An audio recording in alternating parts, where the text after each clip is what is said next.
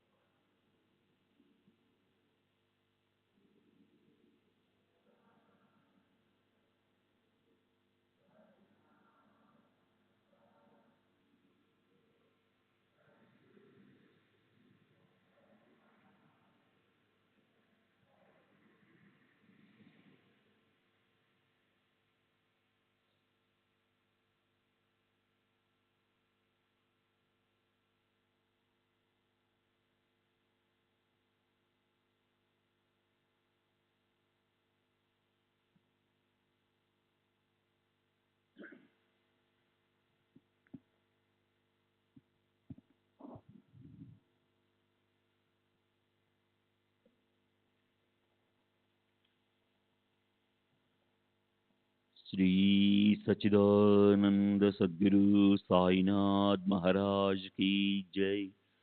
सद्गुरु श्री साईनाथ शरद बाबू जी की जय। శ్రీ సాయినాథాయ నమః. శ్రీ సాయిబాబా సత్య చరిత్ర 43వ అధ్యాయం నిన్నటి తరువాయి. మాకు మా హితాన్ని గురించి చెప్తున్నప్పుడు మా క్షుద్ర దృష్టి చూసి నిజంగానే మీకెంతో కష్టం కలిగి నిజధామానికి వెళ్ళిపోయారా? బాబా, ఇప్పుడు స్వానందంలో నిమగ్నమైన మీ ఆ స్థితి మళ్ళీ మా కళ్ళకు కనిపిస్తుందా? ఆనందమయ మూర్తి వెళ్ళిపోయింది కాదు, పోగొట్టుకున్నాం. ఇక జన్మాంతరాల్లో కూడా ఆయన చూడలేం. అయ్యయ్యో! మనదెంత ఘోర కర్మ! మన చేతులారా మనం సాయి సకుడిని పోగొట్టుకున్నాం. ఏ కారణమూ లేకుండానే అలాంటి కారుణ్యమూర్తిని మనం పరాయివాడిగా చేసుకున్నాం. ఎవరిని బాధించకూడదు. అది మంచిది కాదు. దానివల్ల నాకు దుఃఖం కలుగుతుంది అనే బాబా మాటలను మనం గుర్తుపెట్టుకోకుండా యథేచ్ఛగా దెబ్బలాడుకున్నాం. భక్తులకు, అభక్తులకు బాధలు కలిగిస్తూ మనం సాయినాథుడిని పోగొట్టుకున్నాం. ఆయన ఉపదేశించిన విషయాలు గుర్తొస్తున్నాయి. దానికిప్పుడు పశ్చాత్తాపం కలుగుతుంది. 8 సంవత్సరాల బాలుడై ఈ జగత్తులో నేను తర్వాత ప్రకటమవుతానని మహారాజు భక్తులతో చెప్పారు. చూడండి మూల గ్రంథంలోని ఉపోద్ఘాతం. అందులో 2వ పేజీలో కీర్తిశేషులు కాకసాది దీక్షిత్ ఇలా అంటారు. ఈ రచయితతో మహారాజు స్వయంగా ఒకసారి ఇలా అన్నారు. ఇప్పుడు నేను పోతున్నాను. తర్వాత 8 ఏళ్ల వాడిగా వస్తాను. ఇక్కడ పాఠకులు 8 సంవత్సరాల వాడిని అన్న మాట గుర్తుపెట్టుకోవాలి. దీనికి 8 సంవత్సరాల పిల్లవాడిగా ప్రకటమై అన్న స్పష్ట అర్థం వస్తుంది. ఇవి మహాత్ముల మాటలు. ఎవరు వీటిని వ్యర్థమైన మాటలుగా అనుకోకూడదు. కృష్ణావతారంలో శ్రీవిష్ణువు అదే పని చేశారు. దేవకీ మాత ముందు బందీఖానాలో 8 సంవత్సరాల వయసులో అందమైన తేజోమయమైన రూపంతో శస్త్రధారణ చేసిన 4 చేతుల కృష్ణుని మూర్తి ప్రకటమైంది. దానికి కారణం అతనిలో పాపభారాన్ని తొలగించడానికైతే ఇక్కడ దీన భక్తులను ఉద్ధరించడమే ఉద్దేశం. ఇప్పుడు మనం మనసులో సందేహం పెట్టుకోవడం ఎందుకు? మహాత్ముల కుశలతను మనం తెలుసుకోలేం. ఇది ఒక జన్మకు సంబంధించిన విషయం కాదు. మునుబటి 72 జన్మల రుణానుబంధం అని బాబా తాము భక్తులతో కథలు చెప్పేటప్పుడు చెప్పారు. అలా సుమధుర సోయగాలు వెదజల్లే తమ ప్రేమతో మోసగించి మహారాజు ప్రవాసానికి వెళ్ళిపోయారు అనుకున్నా ఆయన తిరిగి వస్తారని భక్తుల మనసులో పూర్తిగా విశ్వాసం ఉంది. ఎంతమందికో ఆయన ప్రత్యక్షంగా దర్శనమిస్తారు. ఎందరికో స్వప్నంలో అనుభవాలు ఇస్తారు. అనేకులకు రహస్యంగా లీలలు చూపిస్తారు. అభక్తులకు ఆయన గుప్తంగా ఉంటారు. కానీ భావిక భక్తులకు ఆయన వాళ్ళున్న చోటనే కనిపిస్తారు. వారి మనసుల్లో ఉన్న భావన బట్టే వారికి అనుభవాలు కలుగుతాయి. చావడిలో ఆయన గుప్త రూపంలో, మసీదులో పరబ్రహ్మ రూపంలో, సమాధి మందిరంలో సమాధి తీసుకున్న రూపంతో, సర్వత్రా సుఖ రూపంతో ఉంటారు. కనుక భక్తులు ఇప్పుడు సాయి సమర్థులకు ఈ జగత్తులో ఉండడానికి అడ్డు లేదని నిశ్చయించుకోవాలి. ఆయన అక్షయంగా అఖండంగా ఇక్కడ ఉన్నారు. దేవుడు తన నిజధామానికి పోతాడు. కానీ మహాత్ములకి ఇక్కడే బ్రహ్మత్వం ప్రాప్తిస్తుంది. వారికి రాకపోకలు తెలియవు. వారు ఇక్కడే ఆనంద సుధాస్రవంతుల్లో ఐక్య రూపంలో ఉంటారు. కనుక చిన్న పెద్దలందరికీ నమ్రతాపూర్వకంగా నమస్కరించి విన్నపం చేస్తున్నాను. దీని ఉత్సాహంగా వినండి. ఉత్తమ కీర్తి ఉన్న వారి సాంగత్యం కలుగ్గాక. గురు చరణాల విందాల్లో నిష్క్రమ భీతి కలుగ్గాక. గురు చరణాలను వర్ణించడంలో, గురు గుణాలను వర్ణించడంలో ఆసక్తి, నిర్మల భక్తి ఉత్పన్నమవుగాక. గురు పాదాల్లో చెక్కు చెదరని అఖండ విశ్వాసం, అఖండ భక్తి కలుగుగాక. స్నేహానుబంధాన్ని దూరం చేయక భక్తులు అహోరాత్రులు సుఖ సంపన్నులుగా ఉందురుగాక. శ్రీ సచ్చిదానంద సద్గురు సాయినాథ్ మహారాజ్ की जय. सद्गुरु श्री साईनाथ शरद बाबू जी की जय.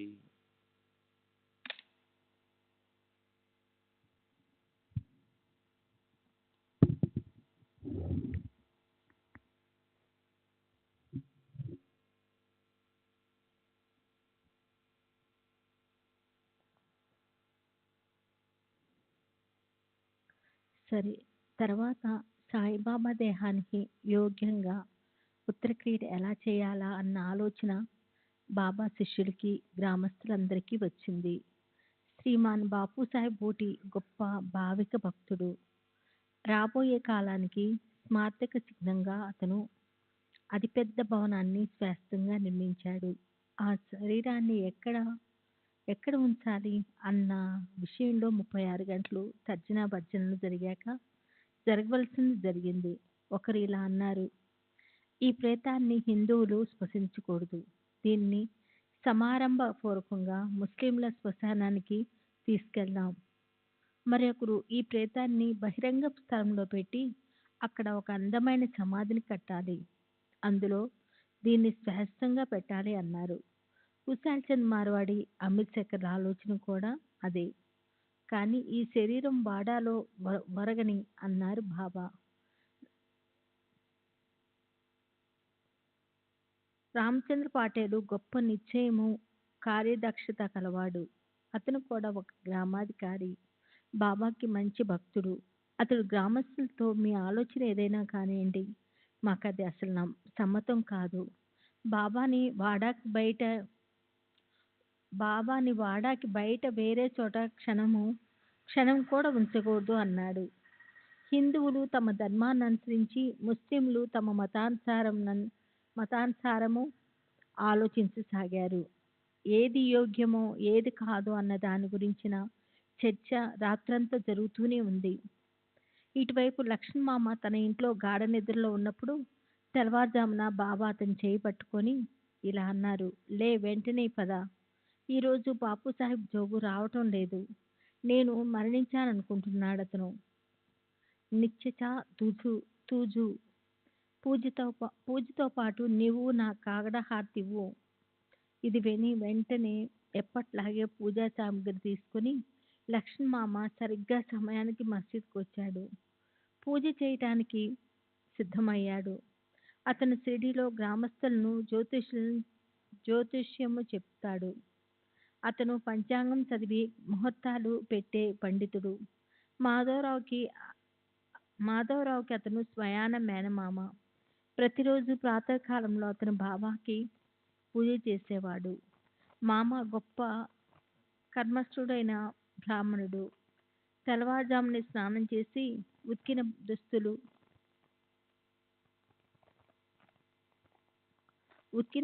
ధరించి అతను బాబా దర్శనం చేసుకునేవాడు. ఆయన పాదాలు కడిగి గంధాక్షతలు వేసి పూలు తాంబూలము తులసి అర్పించి ధూపదీప నిరాంజన నైవేద్యాలు సమర్పించి దక్షిణిచ్చేవాడు. ప్రార్థనాపూర్వకంగా సాష్టాంగ నమస్కారం చేసి బాబా ఆశీస్సులు తీసుకున్న తర్వాతే అందరికీ గంధము బొట్టు పెట్టి ప్రసాదం ఇచ్చి అప్పుడు అతను వెళ్ళిపోయేవాడు. అక్కడి నుంచి తర్వాత అతను గణపతి, శని, శివుడు, అంజనీ పుత్రుడైన మారుతీలను పూజించేవాడు. ఈ ప్రకారంగా గ్రామంలోని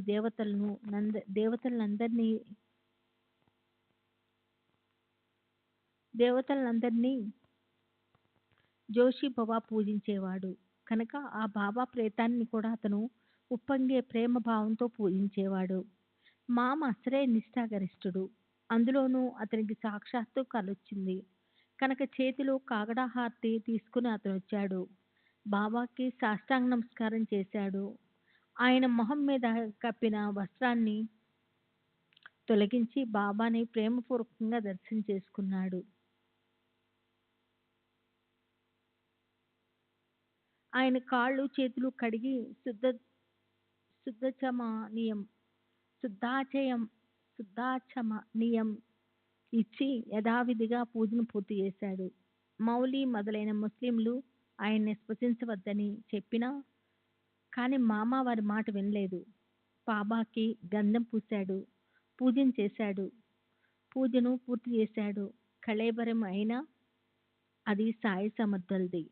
తమ ఆరాధ్య దైవానిది. అది హిందువుడా లేక ముస్లిందా అన్న ఆలోచన మామకి కల్లో కూడా లేదు. ఆ పూజ శరీరం జీవించి ఉన్నప్పుడు ఆ పూజ ఎంత సమారంభంతో జరిగేది.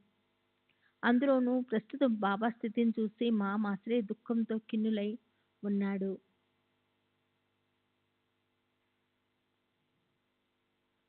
ఆ పూజ ఎంత సమారంభంతో జరిగేది. అందులోనూ ప్రస్తుతం బాబా స్థితిని చూసి మామ అసలే దుఃఖంతో కిన్నుడై ఉన్నాడు. పునర్దర్శనము దుర్లభం అని అనుకుంటూ చివర పూజ చేయడానికి అతను వచ్చాడు. కనుల కొలంలో నీటితో నిండిపోయాయి. మామ బాబా స్థితిని చూడలేకపోయాడు. అతని కాళ్ళు చేతులు వణకసాగాయి. మనసు స్తబ్దమైంది. సరే, మూసి ఉన్న ఆయన పిడికిలను తెరిచి అందులో తాంబూలము దక్షిణ ఇచ్చి ఆ కళేబరాన్ని మునుపటి వలె మూసేసి మునుపటి వలె కప్పేసి మామ వెళ్ళిపోయాడు. తర్వాత మధ్యాహ్నం హారతిని బాబుసాహెబ్ జోగు ఎప్పటిలాగే ఇతరులతో కలిసి చేశాడు. సరే, తర్వాత వృత్తాంతం రాబోయే అధ్యాయంలో చెప్తాను. అలా బాబా దేహానికి ఎంతో ఉత్కృష్ట ప్రదేశంలో హిందూ ధర్మాన్ని అనుసరించి ప్రేత సంస్కార విధిని చేయబడింది. బాబాతో అనేక సంవత్సరాలు సహజీవనం చేసిన ఆయనకిష్టమైన ఇటుక పగిలిపోయి ఆయన దేహాంతంలోని అశుభ అశుభ స్థితి నది సూచించింది. సరిగ్గా ఇలాంటి సందర్భమే 32 సంవత్సరాల ముందు ఆయన తమ ప్రాణాన్ని బ్రహ్మాండంలోకి అంటే సహస్రాస్తారంలో తీసుకువెళ్ళినప్పుడు వచ్చి ఉంటే ఎలాంటి కఠిన అవస్థ ప్రాప్తించి ఉండేదో, భక్త మహల్సావతి ఎలా అహోరాత్రులు బాబాని కాపాడారో, అందరూ ఆశలకు నీళ్లు వదిలేసినప్పుడు బాబా ఎలా లేచారో అదంతా తర్వాత అధ్యాయంలో చెప్పబడుతుంది. అలా యోగ్యాచార్యుడు అమరణ బ్రహ్మచార్యాన్ని ఆచరించాడు. ఆయన జ్ఞానుల్లో శ్రేష్ఠుడు. ఆయన ఐశ్వర్యాన్ని ఏం వర్ణించగలము?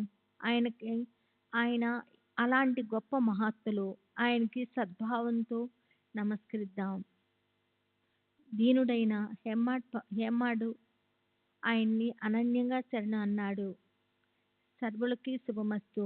ఈ ప్రకారంగా సత్పురుషులు సజ్జనులు ప్రేరణ కలిగించిన భక్త హేమాడ్ పంతు రచించిన శ్రీ సాయి సమర్థుల సత్య చరిత్రలోని శ్రీ సాయినాథుల నిర్యాణము 2 అనే పేరు గల 33వ అధ్యాయం ముగిసింది. శ్రీ సద్గురు సాయినాథార్పణమస్తు. శుభం భవతు. 43వ అధ్యాయానికి పరిపూర్ణ వివరణ. ఈ అధ్యాయంలో బాబా నిర్యాణాన్ని గురించిన వర్ణన చదివితే మానవులు తమకు ఉత్తమ గతి ప్రాప్తించటం కోసం మరణ సమయంలో చేయవలసిన దాన్ని బాబా ప్రత్యక్షంగా చూపించారనిపిస్తుంది. మరణ సమయము ఆసన్నమైతే రామాయణము భాగవతం లాంటి గ్రంథాలు ఎవరి చేతనైనా చదివించుకొని వినాలి. అప్పుడు మానవుల లక్ష్యము సంసారం నుంచి తొలగి భగవంతుడి వైపు మరలుతుంది. పారమార్థం పైన మోక్షం పైన మనసులో ఆలోచన కలుగుతుంది. అంతే మతిహ సాగతిహ. 2 మరణించే రోజు దగ్గర పడితే ప్రేమ బంధాలు అడ్డుగా వస్తాయని ప్రేమ ఉన్న దగ్గర బంధువులను దూరంగా పంపేయాలి. దగ్గరున్నప్పటికీ వారితో మాట్లాడటం ఆపేయాలి. ఎందుకంటే భావన అనే ఉద్రేకం కలిగితే వాసన పెరిగి జనన మరణ చక్ర పరిభ్రమణ వచ్చి మీద పడినట్టే. 3 మరణానికి ముందు చివరి ద్రవ్యము లేదా ధాన్యాన్ని యోగ్యమైన వ్యక్తికి లేదా సంస్థకి దానం చేయాలి. ఈ ప్రకారంగా అంత్యకాలంలో మనసుని ఈశ్వరుని పైన గురువు పైన ఏకాగ్రం చేసి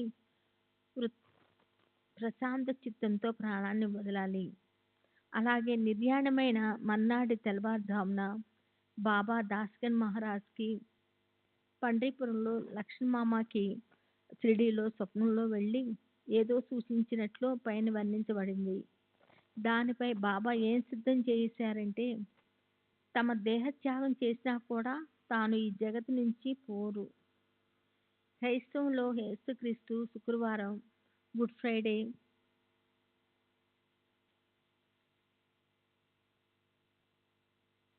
ఫ్రైడే సిలువ వేసిన తర్వాత 3వ రోజు అంటే ఆదివారం ఈస్టర్ సండే ఉత్థానం అయ్యారు అని భావిస్తారు. కానీ బాబా అయితే ఈ జగత్తు నుంచి పోనే లేదు. ఇప్పటికీ ఉన్నారు. ఇప్పటికీ 74 సంవత్సరాలు గడిచినా అనేక మంది భక్తులకు ఆయన దర్శనమిస్తూనే ఉన్నారు. దీనికి ఒక విశేషమైన ప్రమాణం గుజరాత్కి చెందిన మహాత్ముడు మోటా మహారాజు ఇటీవల అంటే క్రీస్తు శకం 1976 సంవత్సరం దేహత్యాగం చేశారు.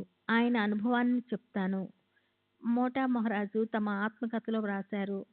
క్రీస్తు శకం 1938వ సంవత్సరంలో అంటే బాబా నిర్యాణానంతరము 20 సంవత్సరాల క్రితం కరాచీలో ఆయన మళ్ళీ ప్రకటమై మోటా మహారాజ్కి జీవన్ముక్తులు కావటానికి యోగ ప్రక్రియలను నేర్పించారట. మోటా జీవించి ఉన్నప్పుడు అనేక మంది మహాత్ములు ఆయనకి మార్గదర్శకత్వం వహించారు. కానీ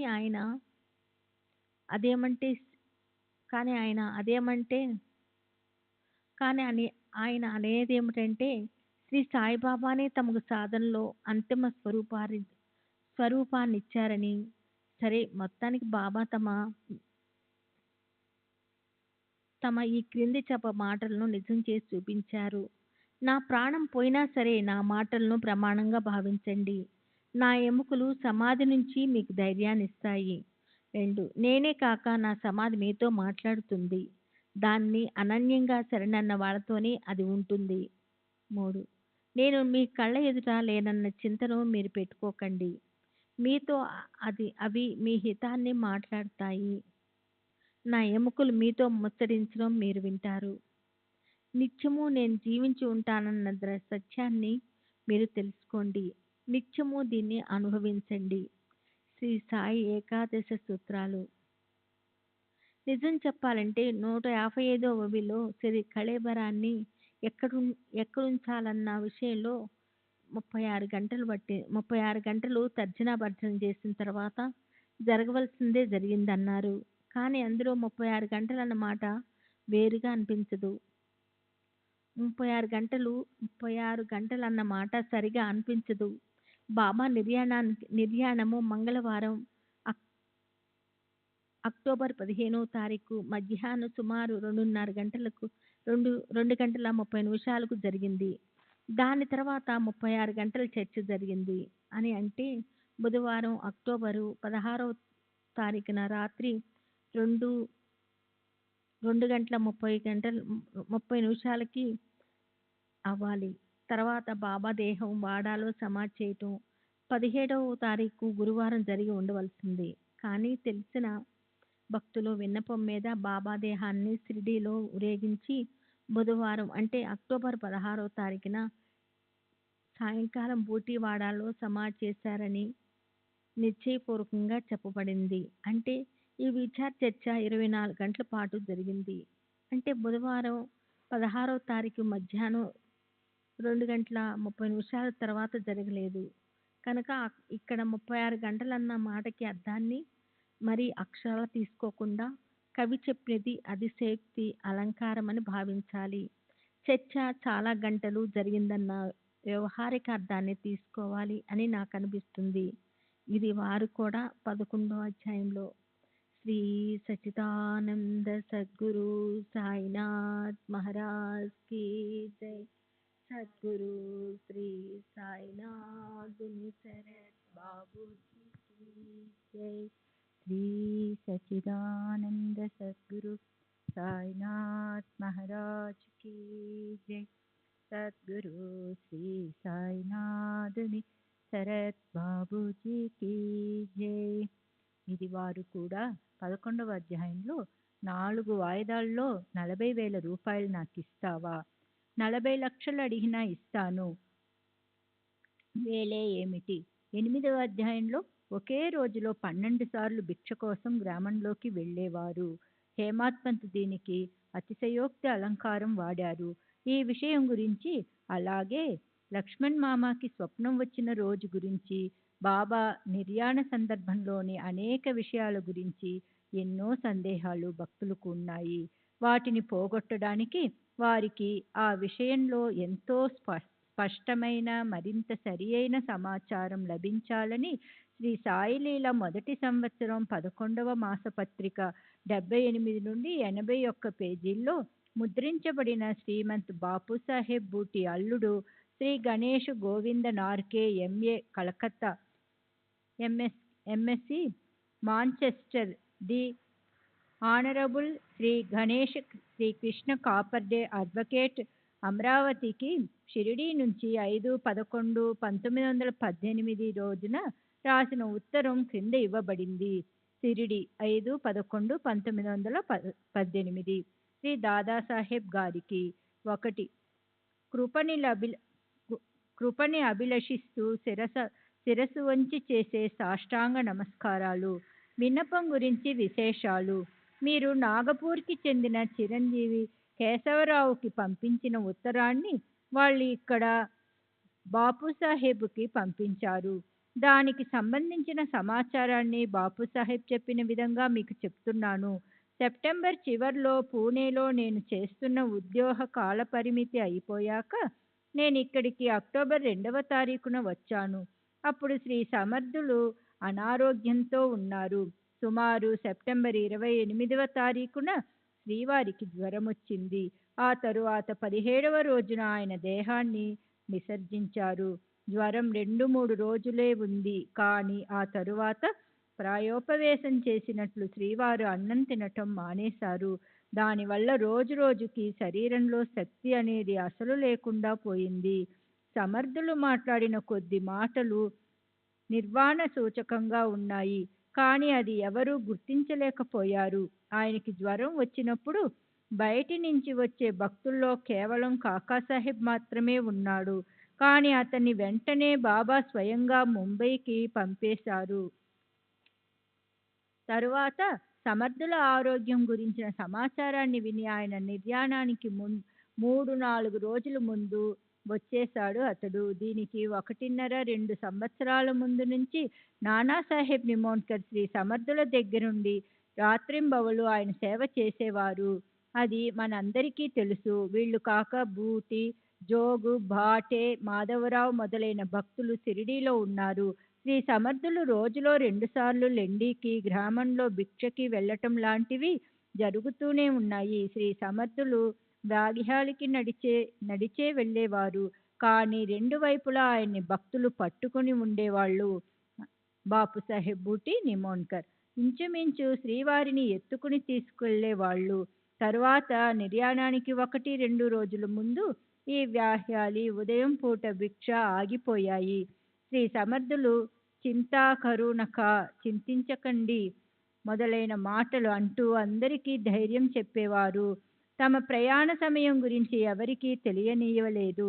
శ్రీ సమర్థులు అఖండంగా సావధానులై ఉన్నారు. చివరి క్షణం వరకు సావధానులై భక్తులకు ధైర్యం చెప్తూనే ఉన్నారు. అక్టోబర్ 15వ తారీఖు మంగళవారం మధ్యాహ్న హారతి తరువాత బాపుసాహెబ్, కాకాసాహెబ్ వగైరా భక్తులను భోజనానికి ఇళ్లకు పంపేశారు. వీరందరూ మసీదులో శ్రీ సమర్థులతో కలిసి రోజు భోజనం చేసేవారు. ఆ రోజు ఆ ప్రకారంగా వాళ్ళని ఇళ్లకి పంపేసి తాము ఇక్కడ ఇహలోకాన్ని వదిలి వెళ్ళిపోయారు. అప్పుడు దగ్గర లక్ష్మీబాయి అనగా పాటిల్ భార్య, బయ్యాజీ, బాగోజీ, బాలాషింపి, వాళ్ళ లక్ష్మణ్, నానాసాహెబ్ నిమోన్కర్, ఇంకా కొందరు భక్తులున్నారు. మాధవరావు దేశపాండే క్రింద మెట్ల మీద కూర్చుని ఉన్నాడు. ఆయన లక్ష్మీబాయి సుండేకి జేబులో నుంచి కొన్ని రూపాయలు అనగా 9 రూపాయలు తీసిచ్చారు. కొద్దిసేపు అయ్యాక ఇలా అనసాగారు. అరే అతా మలా ఇదే ఖరా వాటర్ సాహిబ్, వాడ్యాత్ గేవూన్ చలన్ధానీజీ ఐరా వాటిలే. అరే ఇప్పుడు నాకు ఇక్కడ బాగాలేదు, వాడాలోకి అనగా బాపుసాహెబ్ బూటి యొక్క దహది వాడా అని శ్రీవారు దగడి వాడా లేక వాడా అని అనేవారు. తీసుకెళ్తే నాకు బాగుంటుంది. ఇదే ఆయన చివరి ఆజ్ఞ. తరువాత అలాగే జరిగింది. బయ్యాజీ దేహం మీద ఆయన ప్రాణాలు వదిలారు. శ్రీ సమర్థులు ఎప్పటిలాగే కూర్చుని ఉన్నారు.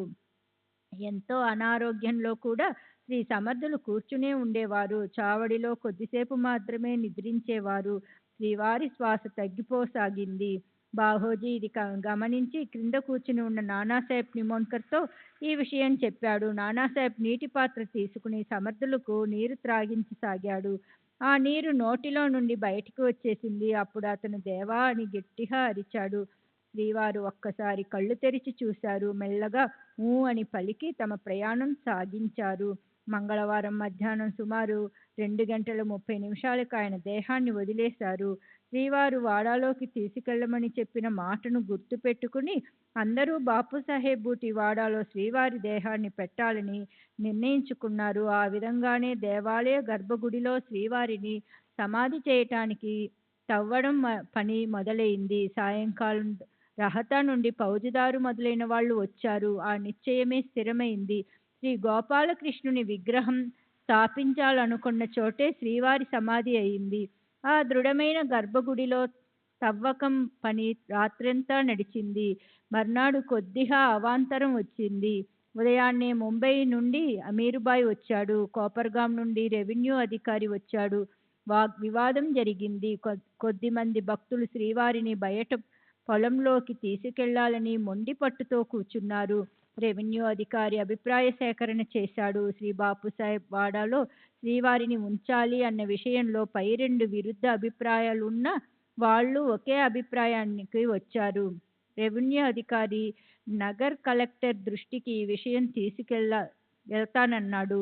ఆ విధంగానే కాకాసాహెబ్ దీక్షిత్ నగర్ వెళ్లేందుకు సిద్ధమయ్యాడు. అప్పుడు శ్రీవారి ప్రేరణతో విరుద్ధ భావాలున్న ఆ భక్తులు అనుకూల అభిప్రాయాన్ని ఇవ్వాలనుకున్నారు. అందరి అభిప్రాయం ప్రకారం బాపుసాహెబ్ వాడాలో సమాధి చేయాలని నిర్ణయం జరిగింది. బుధవారం సాయంత్రం ఏకాదశి రోజున శ్రీవారి దేహాన్ని ఊరేగించి వాడాలోని గర్భగుడిలో పెట్టారు. ఆ ప్రదేశానికి వచ్చిన శోభ ఇప్పుడు ప్రత్యక్షంగా చూస్తే తప్ప తెలియదు. దేవాలయంలోని గర్భగుడి పొడుగు వెడల్పు కూడా కావలసినంతే వచ్చింది. వాడాలోని పనిని చేపట్టినప్పుడు శ్రీ సమర్థులు ఇంత శోభను కలిగిస్తారన్న ఊహే లేదు. అసలు ఎలా ఊహిస్తాం? శ్రీవారు ఎప్పుడు ఆమ్లీ వాడ్యాత్ బావున్ రాహు అని అంటుండేవారు. కానీ శ్రీవారు జీవించి ఉన్నప్పుడు జరగబోయేదాన్ని ఎవరు ఊహించగలరు? వాడాలో సమాధి దగ్గర మనసు ముగ్ధ మనోహర మధుర ఆనందంతో ఉంటుంది. షిరిడీలో మనసుకి ఇది వరకటి ఆ ఆనందమే కలుగుతుంది. శ్రీ బాపుసాహెబ్ అదృష్టం ఎంత గొప్పదో ఎవరు వర్ణించగలరు? ప్రత్యక్షంగా దేవుడే ఇంటికొచ్చి కూర్చున్నాడు. దేవాలయం నిర్మించినందుకు దాన్ని శ్రీవారు సార్థకం చేశారు. ఇక్కడ ఇప్పుడు పూజార్చనలు పూర్తిగా హిందూ పద్ధతిలో చక్కగా నడుస్తున్నాయి. ఎలాంటి ఇబ్బందులు కలహటం లేదు. బ్రాహ్మణుల మాటను దేవుడు సమర్థించాడు.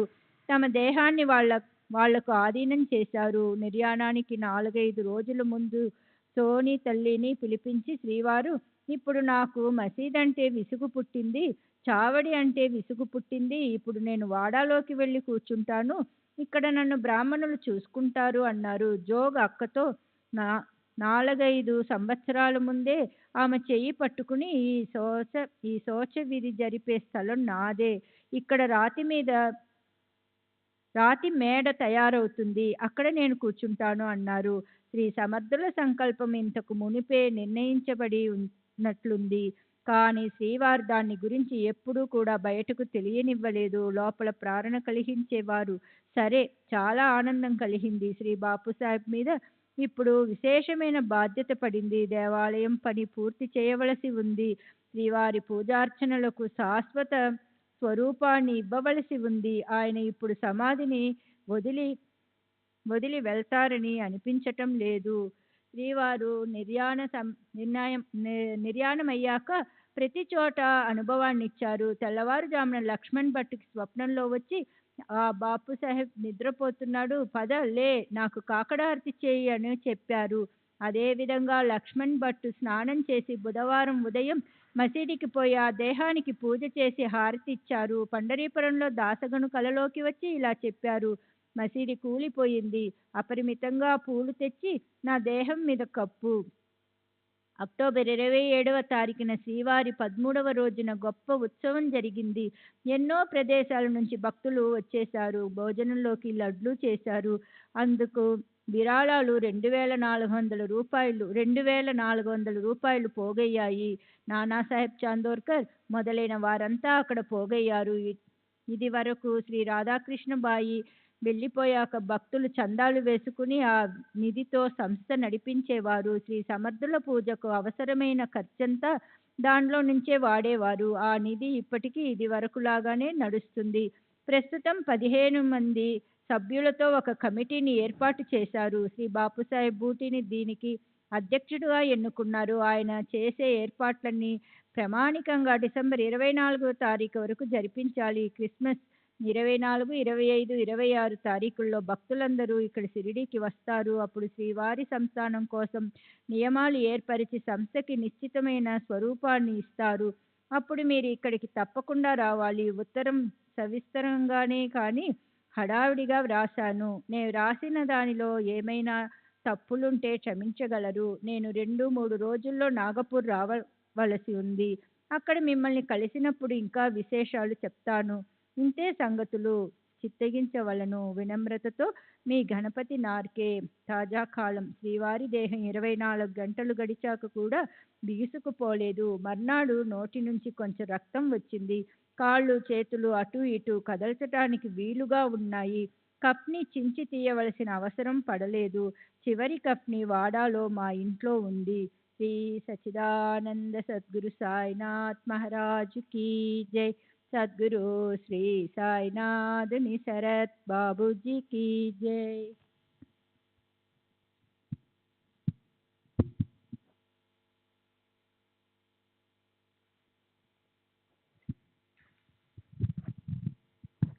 श्री सच्चिदानंद सद्गुरु साईनाथ महाराज की जय. सद्गुरु श्री సాయినాథుని శరత్ బాబూజీకి జై. 44వ అధ్యాయము. శ్రీ సాయినాథుని నిర్యాణము. 3. శ్రీ సాయినాథులు ఈ జగత్తుని వదిలిపెట్టిపోవడం. శ్రీ గణేశునికి నమస్కారము. శ్రీ సరస్వతీదేవికి నమస్కారము. శ్రీ గురు మహారాజ్కి నమస్కారము. శ్రీ కుల దేవతకి నమస్కారము. శ్రీ సీతారామచంద్రులకి నమస్కారము. శ్రీ సద్గురు సాయినాథునికి నమస్కారము. పూర్ణ చైతన్యంతో నిండి ఉన్న ఓ సాయినాథ, సమస్త జనుల సుఖానికి మీరు వసతి స్థానం, సమస్త ఐశ్వర్యాలకి మీరు నిధి. ఈ కృపతో భక్తుల పేదరికాల్లాంటి హీన దీన స్థితులు నశించిపోతాయి. మీకు నా నమస్కారం. మీ చరణాలకు సహజాతి సహజంగా నమస్కరిస్తే మానవుల పాపాలన్నీ ప్రక్షాళనమవుతాయి. అయితే ఇక భక్తి భావనతో మీ భజన పూజలను చేస్తే దానితో ఎంత పాపముక్తులు పవిత్రులు అవుతారు. సదా సుధాస్రవంతులను తమ పెదవుల్లో దాచుకున్న ఆయన మందహాస వదనాన్ని అవలోకిస్తే సంసారంలోని సమస్త దుఃఖాలు పారిపోతాయి. ఆకలి దప్పులు అక్కడికక్కడే తీరిపోతాయి. ఆయన దర్శనం అలౌకికంగా ఉంటుంది. అల్లా మాలిక్ అనే చింతన సదా ఆయన మనో ప్రాంగణాన్ని అలంకరిస్తుంది. ఆయనకి ఏ రకమైన కోరిక లేదు, ఎలాంటి అభిమానము లేదు. ఆయన మనసుకి లోభమంటే తెలియదు, ఎలాంటి వాసన లేదు. వారి గొప్పతనాన్ని నేనెంత నివర్ణించను. అపకారం చేసేవారికి కూడా ఆయన ఉపకారం చేస్తారు. అలా ఆయన మనసు ఎద వీణను మీటే శాంతి ప్రసూనాలతో నిండి ఉంటుంది. ఆయన ఎన్నడూ క్షణం కూడా విశ్రమించరు. ఆయన్ని మన హృదయ ప్రాంగణంలో నిలుపుకోవాలి.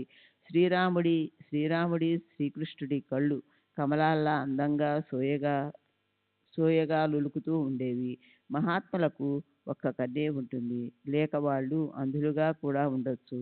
దైవం అందమైన రూపంతో అంగ సౌష్ఠవంతో ఉంటాడు. అయితే మహాత్ముల స్వరూపం సదా ఆనంద దీపికలు వెలిగిస్తూ ఉంటుంది.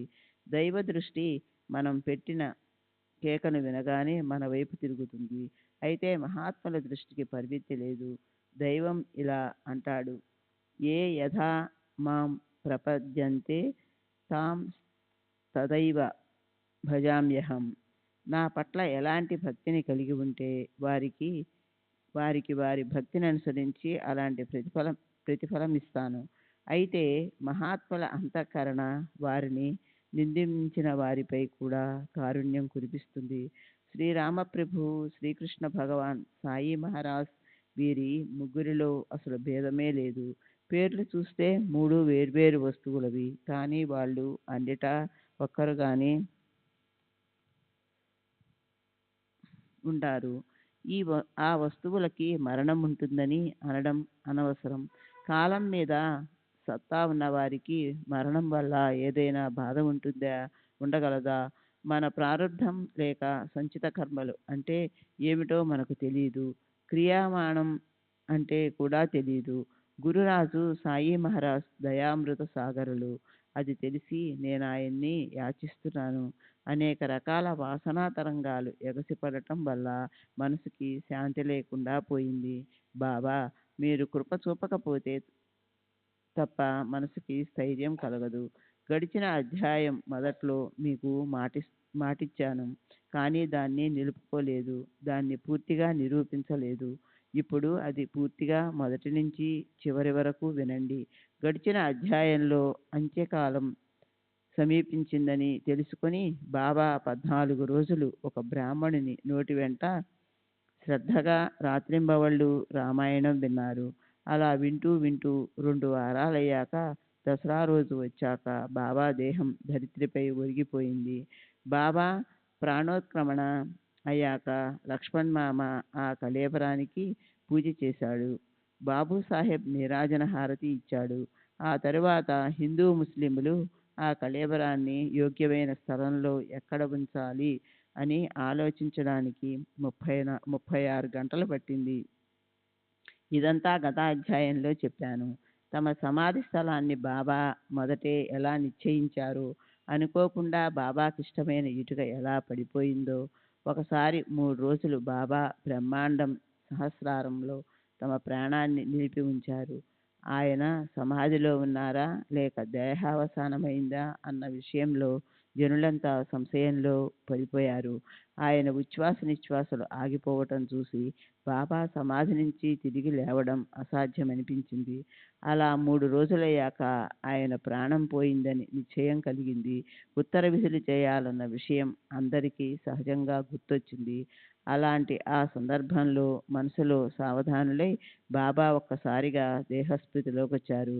భక్తుల చింతను దూరం చేశారు. ఈ విషయాలన్నీ ప్రేమగా వింటే శ్రోతల మనసుల్లో ఆనంద నందివర్ధనాలు ప్రఫుల్లమై కంఠం పూడుకుపోతుంది. ఇది కథ కాదు, ఒక పెద్ద పేటిక. దానిలో అమూల్యమైన సాయి రత్నాలున్నాయి. ప్రేమపూర్వకంగా తెరచి చూస్తే ఆ సాయి దర్శన సుఖానుభవం కలుగుతుంది. ఈ అధ్యాయమంతట్లో సాయినాథులు పూర్తిగా నిండి ఉన్నట్లు కనిపిస్తుంది. అది వింటే మీ మనసులో గూడు కట్టుకున్న కోరికలన్నీ రెక్కలు విప్పార్చి ఎగురుతాయి. వాటిని స్మరిస్తే మీరు సనాథ ఎవరికైనా ఏదో ఒక సంరక్షణలుండటం లేదా కృతార్థులవటం అవుతారు. తమ ఆచరణలో గొప్ప ఔదార్యాన్ని కలిగి ఉండే శ్రీ సాయినాథుల చరిత్రను ప్రేమతోనూ ఏకాగ్రతతోనూ వినడానికి సిద్ధం కండి. అలాంటి పవిత్ర కథను ఎంత విన్నా భక్తుల చిత్తానికి ఎన్నటికీ తృప్తి కలుగదు. అత్యంత శ్రేష్టమైన పూర్ణ పరమానందం కలుగుతుంది. సాంసారిక కష్టాలతో అలసి సొలసిన వాళ్ళకి విశ్రాంతి కలుగుతుంది. చిత్తం ప్రసన్నమై హర్షస్వానందనాలు ఎదుట నిలబడతాయి. అలాంటి ఈ సాయి కథలు ఎంతో నిర్మలము శుద్ధము అయిన సుఖాలు. ఎంతగా విన్నప్పటికీ అవి నిత్య నూతనంగా ఉంటాయి. ఇదే రమణీయతకి సుఖమిచ్చే వస్తువు లక్షణం. కనుక ఈ పవిత్రమైన మహాత్ముడి కథను అనన్య చిత్తులై వినండి. సరే, తరువాత ఆ కళేబరానికి సంబంధించిన యోగ్యమైన నిర్ణయం గురించి చర్చ చేసి జనులంతా అలసిపోయారు. అప్పుడు ఎలాంటి అనుభవం వచ్చిందో చూడండి. బుట్టివాడలోని పెద్ద హాలు లోపలి భాగంలో మురళీధర శ్రీకృష్ణుణ్ణి స్థాపించాలని అనుకున్న స్థలమే బాబాని ఉంచడానికి నిర్ణయించబడింది.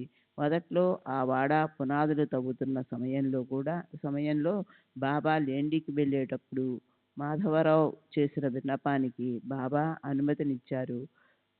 బాబా చేతికి కొబ్బరికాయ ఇచ్చి మాధవరావు, బాబా, మురళీధరుని స్థాపించవలసిన ప్రదేశం తవ్వబడుతోంది, కృపాదృష్టితో ఇటు చూడండి అని ప్రార్థించాడు. బాబా ఆ శుభ సమయం చూసి కొబ్బరికాయ కొట్టండి అన్నారు. మనమంతా ఇక్కడే కాలక్షేపం చేద్దాం. ఇక్కడే మనం లేస్తూ కూర్చుంటూ సుఖదుఖాలను వెళ్ళబోసుకుందాం. ఇక్కడ పిల్లాపాపలందరికీ మనశ్శాంతి లభిస్తుంది. మొదట్లో బాబా ఈ మాటలు ఊరికే అన్నారనిపించింది అందరికీ. కానీ తరువాత అనుభవంలోకి వచ్చినప్పుడు ఆ మాటల్లోని వాస్తవం అర్థమైంది. బాబా దేహావసానమయ్యాక మురళీధరుని ప్రతిష్టాపన ఆగిపోయింది. అదే సాయి దేహాన్ని సురక్షితంగా పెట్టడానికి ఉత్తమ స్థానంగా అయింది.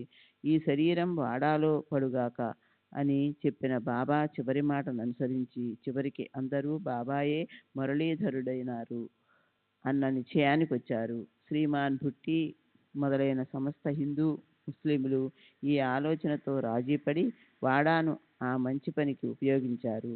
అది ఎంత ఖరీదైన వాడా అయి ఉన్నా కూడా బాబా దేహం ఎక్కడో పడి ఉంటే అప్పుడు వాడా కూడా శూన్యంగా ఎంతో భయానకంగా ఉండేది. ఇప్పుడు అక్కడ భజనలు, పూజలు, హరికథా సంకీర్తనలు, పురాణ పఠనములు, వచ్చేపోయే అతిథులకు అన్నదానాలు జరుగుతాయి. దానికి కారణం శ్రీ సాయియే. ఈ రోజు ఇక్కడ ఇలా భోజనాలు పెట్టి పడడానికి లఘు రుద్ర మహారుద్రాలు ఆవర్తనలు చేయడానికి దేశ విదేశాల నుండి భక్తులు రావడానికి వీటన్నింటికీ కారణం శ్రీ సాయియే. సరే, మహాత్ముల మాటల్లోని ప్రతి అక్షరాన్ని చెవుల్లో నింపుకోవాలి. వాళ్ళు ఏదో అన్నారులే అనుకుని వాటిని అవమానించకూడదు, త్యాగం చేయకూడదు. ఆ మాటలు ఎంతో అద్భుతంగాను సందేహాస్పదంగాను అనిపించి అర్థం చేసుకోవడం కష్టమైనప్పటికీ సమయం వచ్చినప్పుడు వాటి అర్థం బోధపడుతుంది. దేహం పడిపోయే నాటికి కొద్ది రోజుల ముందు జరగబోయే సంఘటనకు సంబంధించి షిరిడీలో మసీదులో కొన్ని అపశకునాలు కనిపించాయి. వాటిలో నేను శ్రోతలకు ఒకటి చెప్తాను. ఎందుకంటే అన్నీ చెప్తూ పోతే గ్రంథం విస్తరిస్తుంది. ఎన్నో సంవత్సరాల తరబడి బాబా వద్ద ఒక పాత ఇటుక ఉండేది. దానిపై చేయవేసి బాబా ఆసనంలో కూర్చునేవారు. ఆ ఇటుకని ఆధారంగా చేసుకుని రాత్రివేళ ఎప్పుడూ ఏకాంతంలో బాబా ఆ మసీదులో ఆసనంలో ప్రశాంత చిత్తంతో కూర్చునేవారు. అలా ఎన్నో సంవత్సరాల పాటు ఏ అవాంతరము లేకుండా ఇది నడిచిపోయింది. కానీ జరగబోయే దాని ముందు నిత్య నియమం నడవదు. అనుకోకుండా అది విరిగిపోయింది. బాబా మసీదులో లేనప్పుడు ఒక పిల్లవాడు మసీదులో చెత్త ఊడుస్తున్నాడు. ఆసనం క్రింద చెత్త ఊడ్చడమనేది నిమిత్తమైనది. ఆ ఇటుక కొద్దిగా పైకి లేపినప్పుడు దాని పగిలే సమయం వచ్చింది. ఆ పిల్లవాడి చేతి నుండి జారిపడి అది వెంటనే 2 ముక్కలైంది. ఈ సమాచారం వినగానే బాబా, అది ఇటుక కాదు, నా ప్రారంధమే, అది విరిగింది అని బాబా చాలా కలత చెందారు. ఆయన కళ్ళ నుంచి దుఃఖాశ్రువులు స్రవించాయి. ఏ ఇటుకని ఆధారం చేసుకుని బాబా యోగాసనంలో కూర్చునేవారు, ఆ ఇటుక పగిలిపోగానే బాబా హృదయం బద్దలైంది. ఆయన కంఠం పూడుకుపోయింది. ఎంతో కాలం నాటి పాతది, తన ఆసనానికి మూల ఆధారమైనటువంటిది అయిన ఆ ఇటుక ఒక్కసారిగా పగిలిపోవటం చూసి బాబా మసీదంతా శూన్యమైనట్లయింది. ఆ సాధారణమైన మట్టి ఇటుక సాధారణమైన మట్టి ఇటుక, కానీ బాబాకది ఎంతో ప్రీతిపాత్రమైనది. దాని ఆ దుస్థితిని చూసి బాబా మనసులో ఎంతో దుఃఖించారు. ఆ ఇటుకకే జారిగలబడి ఆసనంలో యోగ తత్పరులై బాబా గంటల తరబడి అలా కూర్చుని ఉండేవారు కనుక దానిపై ఆయనకి ఎంతో ప్రేమ ఉండేది. దాని సాంగత్యంలో నేను ఆత్మచింతన చేసేవాణ్ణి. అది నా ప్రాణానికి ప్రాణం. అలాంటి నా ఆత్మీయురాలు పగిలిపోయింది. అది లేకుండా నేను ఇక్కడ ఉండలేను. ఇటుక నా జీవన సహచరి. ఈ రోజది నన్ను వదిలి వెళ్ళిపోయింది అని దాని సుగుణాలను గుర్తుకు తెచ్చుకొని బాబా దుఃఖించసాగారు. శ్రీ సచ్చిదానంద సద్గురు సాయినాథ్ మహారాజ్ కీ జై. సద్గురు శ్రీ సాయినాథ్ శరత్ బాబూజీ కీ శ్రీ సచిదానంద సద్గురు సాయినాథ్ మహారాజ్ కీ జై. సద్గురు శ్రీ సాయినాథుని శరత్ బాబూజీ కీ జై. ఇక్కడ పాఠకులకు ఇటుక క్షణంలో నశించిపోయేదే కదా, మరి దానికోసం దుఃఖించడం ఎందుకు, జనులు ఏమనుకుంటారు అనే సహజంగా సందేహం కలగొచ్చు. మొదట్లో ఎవరికైనా అదే సందేహం మనసులో కలుగుతుంది. బాబా చరణార విందాలకు వందనం చేసి ఆ సందేహానికి సమాధానమిచ్చే ప్రయత్నం నేను చేస్తాను. జగత్ ఎలా ఉద్ధరింపబడుతుంది, దీనులు పామరులు సంసార సాగరం నుంచి ఎలా దాటిపోతారు, దీనికోసమే మహాత్ములు అవతరిస్తారు. వారికి అంతకు మించి మరొక పనే ఉండదు. సామాజిక వ్యవహారంలో నవ్వటం, ఏడవటం, ఆడటం ఇత్యాది పద్ధతులన్నీ కేవలం నటనే అయి ఉంటాయి. అది తెలుసుకోవటమే సంసారంలో వ్యవహరించటంలోని మర్మం.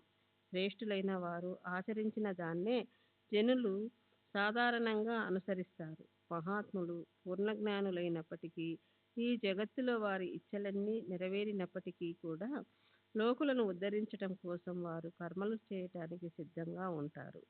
సరే, అసలు ఈ దేహావసానానికి 32 సంవత్సరాల క్రితమే, అంటే క్రీస్తు శకం 1886లో బాబా సమాధి అయి ఉండేవారు. కానీ మహల్సాపతి బుద్ధి పనిచేసినందువల్ల నిజంగా ఆ దుస్సంఘటన నిశ్చయపూర్వకంగా ఆగిపోయింది. ఆ దుష్టయోగం ఆగి ఉండకపోతే సర్వులకు సాయి యొక్క సుయోగం ఎలా లభించేది? 43 సంవత్సరాల ముందు బాబాతో వియోగం అయ్యే ఆ దుష్టయోగం కలిగేది. మార్గశిర మాసంలో పౌర్ణమి రోజున ఆయాసం వచ్చి బాబా అస్వస్థులైనారు. దేహం యొక్క స్వాభావిక ప్రారబ్ధాన్ని సహించటం కోసం ఆయన ప్రాణాన్ని బ్రహ్మాండంలోకి తీసుకెళ్లారు. 3 రోజుల పాటు నేను బ్రహ్మాండంలో ప్రాణాన్ని నిలుపుతాను, నన్ను లేపకండి అని బాబా చెప్పారు. అలా అంటూ ఆ సభామండపంలోని ఒక మూలని తమ వేలితో చూపారు. అక్కడ సమాధి తవ్వి నన్నక్కడ ఉంచండి అన్నారు. తరువాత మళ్ళీ మహాల్సాపతి వైపు తిరిగి అతనితో ఆయన స్పష్టంగా 3 రోజుల వరకు మరిచిపోయి నన్ను నిర్లక్ష్యం చేయకు. నన్నుంచవలసిన స్థలానికి చిహ్నంగా 2 జెండాలు పాతు అంటూ ఆయన బ్రహ్మాండంలో ప్రాణాలను నిలిపారు. ఒక్కసారిగా కళ్ళు తిరిగి పడినట్లు శరీరం నిశ్చలమైంది. మహల్సాపతి ఆయన మెడను తన తొడపై పెట్టుకొన్నాడు. ఇతరులు మాత్రం ఆయన తిరిగి స్పృహలో వస్తారన్న ఆశను వదులుకున్నారు. రాత్రయింది. 10 గంటలు కొట్టింది. అప్పుడే ఇది జరిగింది. భక్తులు నోటమాట రాక మౌనంగా ఉండిపోయారు. మనసులో ఇలా అనుకున్నారు, ఎంత హఠాత్తుగా జరిగిందిది. ఆయన శ్వాస ఆడటం లేదు, నాడి ఆగిపోయింది, శరీరం నుంచి ప్రాణం పోయినట్లుంది. జనులకు భయంకరమైన అవస్థ వచ్చింది. కానీ సాయిబాబా అపరిమిత సుఖంతో ఉన్నారు. అప్పుడు మహల్సాపతి జాగ్రత్తగా సాయిబాబాను కాపాడుతూ ఆ ప్రదేశంలోనే మేల్కొని ఉన్నాడు. సాయిబాబా నోటి నుంచి సమాధి తవ్వమన్న ఆజ్ఞ అయింది. కానీ అలా చేయటానికి ఎవరికీ ధైర్యం చాలలేదు. బాబా సమాధి చెందటం చూసి గ్రామమంతా అక్కడే పోగైంది.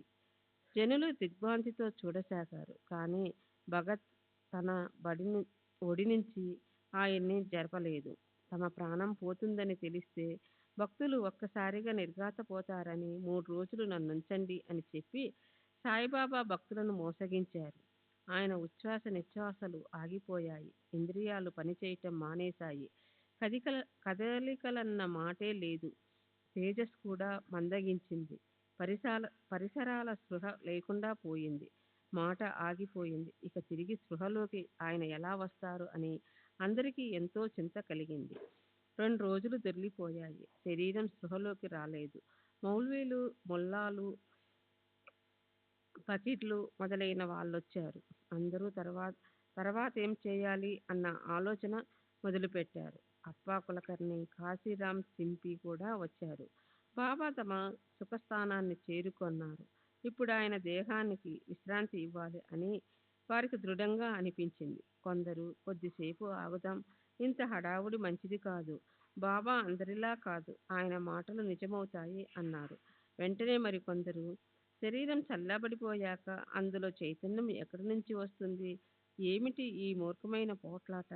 ఆయన చూపించిన స్థలంలో సమాధి కోసం త్రవ్వి భక్తులందరినీ పిలిచి సరైన సమయంలో దాన్ని పాతిపెడదాం, పదండి, అంతా సిద్ధం చేయండి అని ప్రత్యుత్తరం ఇచ్చారు.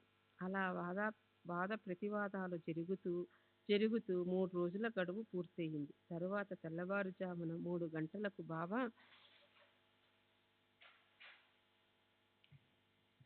బాబా శరీరంలో చైతన్యం వచ్చినట్లు కనిపించింది. మెల్లమెల్లగా స్పృహలోకి వచ్చారాయన. ఒళ్ళు విరుచుకుంటూ లేచారు. ఉచ్ఛ్వాస నిశ్వాసాలు ప్రారంభమైనాయి. కడుపుకు కూడా కదలికలు వచ్చాయి. ముఖం ప్రసన్నంగా కనిపించింది. కనురెప్పలు మెల్లగా తెరుచుకున్నాయి. స్పృహలేని స్థితి పోయి జాగ్రత్తావస్థ లక్షణం ప్రారంభమైంది. దేహభావాన్ని విస్మరించి దాన్ని తిరిగి గుర్తు తెచ్చుకోవటం, లేక లోపించిన నిధిని వెతికి భాండాగారాన్ని తెరవటం లాంటి స్థితి కలిగింది. సాయిబాబా స్పృహలోకి రావటం చూసి జనులందరి ముఖాల్లో ఆనందాల హరివిల్లు విల్లి విరిసింది. దేవుడి దయ వల్ల విఘ్నాలు పోయాయి. జరిగిన సంఘటనకు భక్తులు ఆశ్చర్యపడ్డారు. భగత్ సాయి ముఖంలోకి ప్రేమతో చూశాడు. సాయి కూడా మెల్లగా తల కదిలించారు. ఆ ప్రకారంగా భయంకర సందర్భం ఆగిపోయింది. మౌల్వీ, ఫకీర్లు తమ తలలు వంచుకున్నారు. మౌల్వీలు మొదలైన వారి దురగ్రహాన్ని దురగ్రహాన్ని చూసి భగత్ సాయి ఆజ్ఞను పాటించటంలో ఏ మాత్రమైన అశ్రద్ధ చేసి ఉంటే, ఏ మాత్రమైన నిశ్చయాన్ని సడలించి ఉంటే ఎంతో సంకటం వచ్చి పడేది. బాబా 43 సంవత్సరాల ముందే సమాధి అయిపోయి ఉండేవారు. అప్పుడు సుందరమైన సుఖకరమైన ఆ దర్శనం ఎలా అయ్యేది? జనులకు ఉపకారం చేయటానికి సమాధిని విసర్జించి సాయిబాబా మళ్ళీ లేవటంతో భక్తులకు తృప్తి కలిగింది. భక్తుల కార్యాన్ని నెరవేర్చటంలో అలసిపోయి పరమానందంలో నీలమయ్యే వారిని అసలు మేలుకొల్పటమేమిటి? నిజంగా ఆయన లీలలను తెలుసుకోవటం చాలా కష్టం. బాబా స్పృహలోకి రావటం చూసి భక్తులు ఆనందించారు. వారు ఆయన దర్శనం చేసుకోవటానికి పరుగెత్తారు. ఆ ప్రకారంగా బాబా సమాధి నుంచి మళ్ళీ లేవటం సర్వులకి గొప్ప సుఖానికి కారణమైంది. సరే, గడిచిన కథతో కాలపాలని ఆ చివరి దేహ అవసాన సంపూర్ణ వర్ణన ఇప్పటిదాకా నాకు గుర్తున్నంత వరకు చెప్పాను. ఇప్పుడు శ్రోతలందరూ ఒక్క క్షణం మనసులో ఆలోచించుకోవాలి. మొదట్లో సమాధి నుంచి బాబా లేచారని సంతోషం, చివర్లో దేహావసానం అయిందని దుఃఖం ఎందుకు కలగాలి? రెండూ అసమంజసమే కదా. దేహంలోని ఇంద్రియాలకు ఆధారభూతమైన 5.5 అడుగుల శరీరం బరువు మోసిన మోహనమా? శ్రీ సాయి ఆ పొరపాటు ఆలోచనను వదిలేయండి. ఆ దేహాన్ని సాయి అని అందామంటే ఆ దేహాన్ని విస్మరించిన విదేహుడు ఆయనకు పేరే లేదు. ఆ వస్తువుకి రూపమూ లేదు. శ్రీ సాయి రూపానికి అతీతులు. దేహం నాశవంతమైనది, వస్తువు స్వాతంత్రము నాశరహితము అయినది. దేహం పంచభూతాలతో తయారైంది. సద్వస్తువుకి ఉత్పత్తి నాశనము లేవు. జడ ఇంద్రియాలను నడిపించే ఆ దేహంలోని శుద్ధ సత్వయుక్త బ్రహ్మరూప చైతన్యమైన ఆ వస్తువు పేరు శ్రీ సాయి. అది ఇంద్రియాలకు అతీతం. ఇంద్రియాలు జడమైనవి, వాటికది తెలియదు. అదే ఇంద్రియాలను తమ పని చేయటంలో ప్రవృత్తం చేస్తుంది, ప్రాణాన్ని నడిపిస్తుంది. ఆ శక్తి పేరే సాయి. అది లేని చోటంటూ లేదు. అది లేకపోతే 10 దిక్కులు పాడుపడతాయి. ఆ వస్తువు చరాచరాల్లో నిండిపోయింది. ఆ స్థితే ఈ సాయి అవతారం.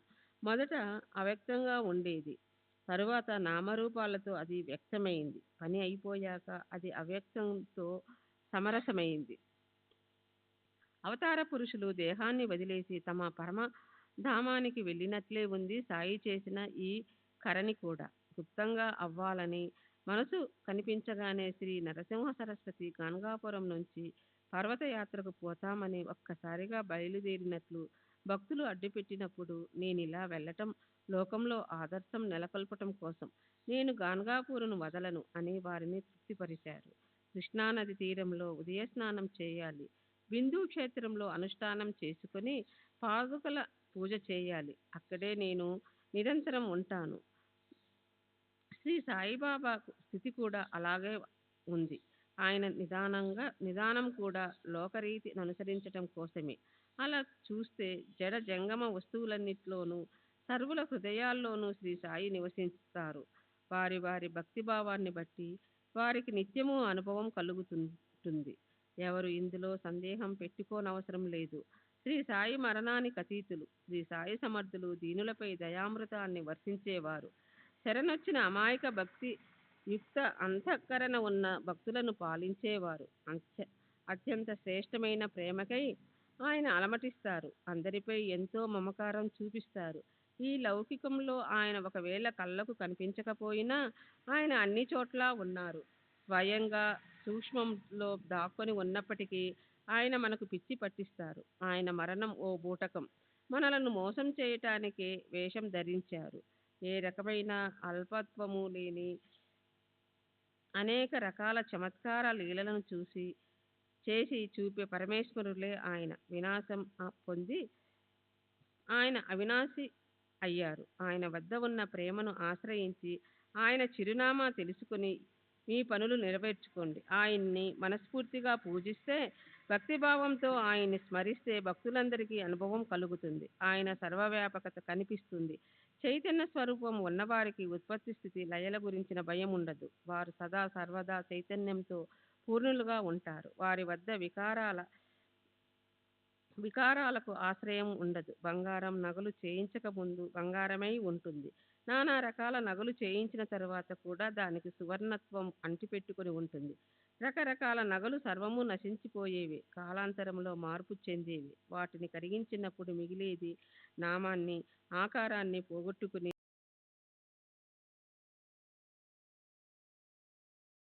స్థాయిలో ఈ హేమడ్ పంతు సమూలంగా పూర్తిగా కరిగిపోయాక అలాంటి గుణాలతో ఉన్న సాయి చరణాల్లో విశ్వానికి ప్రళయం వచ్చే వరకు నివసించుగాక.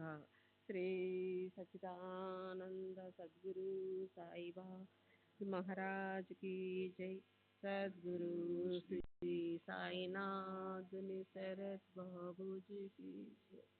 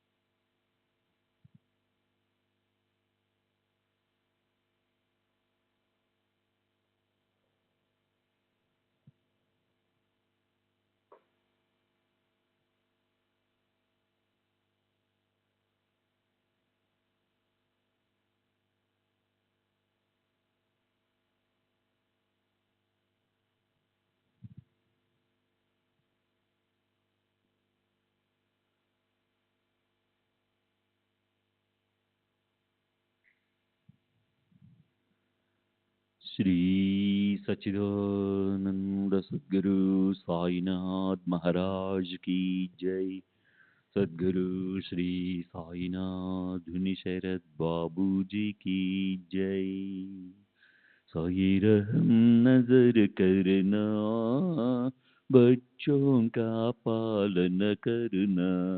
साई रहम नजर करना, बच्चों का पालन करना। जाना तुमने जगत पसारा, सब ही झूठ जमाना। जाना तुमने जगत पसारा, सब ही झूठ जमाना। साई रहम नजर करना, बच्चों का पालन करना। साई रहम नजर करना, बच्चों का पालन करना। मैं अंधा हूँ बंदा आपका, मुझसे पद दिखलाना। मैं अंधा हूँ बंदा आपका, मुझसे पद दिखलाना। साई रहम नजर करना, बच्चों का पालन करना। साई रहम नजर करना, बच्चों का पालन करना। दास गणों कहे अब क्या बोलूं, थक गई मेरी रसना। दासगणों कहे अब क्या बोलूं, थक गई मेरी रसना, साई रहम नजर करना, बच्चों का पालन करना, साई रहम नजर करना, बच्चों का पालन करना, रहमो नजर करो अब मोरे साई, तुम बिना नहीं मुझे माँ बाप भाई, रहमो नजर करो मैं अंधा हूँ बंदा तुम्हारा, मैं अंधा हूँ बंदा तुम्हारा, मैं ना जानू मैं ना जानू मैं ना जानू अल्लाह इलाही, रहमो नजर करो रहमो नजर करो अब मोरे साई, तुम बिना नहीं मुझे माँ बाप भाई, रहमो नजर करो काली जमाना मैंने गमाया, काली जमाना मैंने गमाया, साथी आखिर का साथी आखिर का साथी आखिर का तुम बिना कोई, रहमो नजर करो रहमो नजर करो अब मोरे साई, तुम बिना नहीं मुझे माँ बाप भाई, रहमो नजर करो अपने मस्जिद का झाड़ू गणो है, अपने मस्जिद का झाड़ू गणो है, मालिक हमारे मालिक हमारे मालिक हमारे तुम बाबा साई, रहमो नजर करो रहमो नजर करो अब मोरे साई, तुम बिना नहीं मुझे माँ बाप भाई, रहमो नजर करो। श्री सच्चिदानंद सद्गुरु साईनाथ महाराज की जय। सद्गुरु श्री साईनाथ निशरद बाबू जी की जय।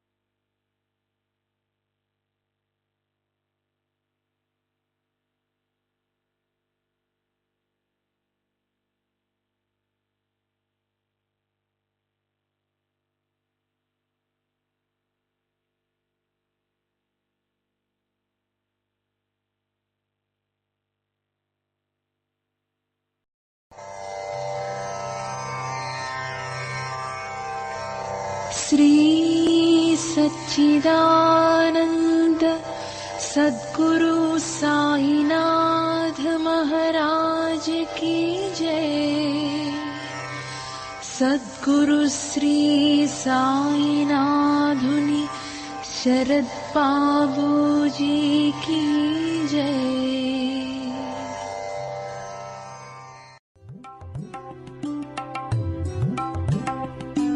साई बाबा साई बाबा साई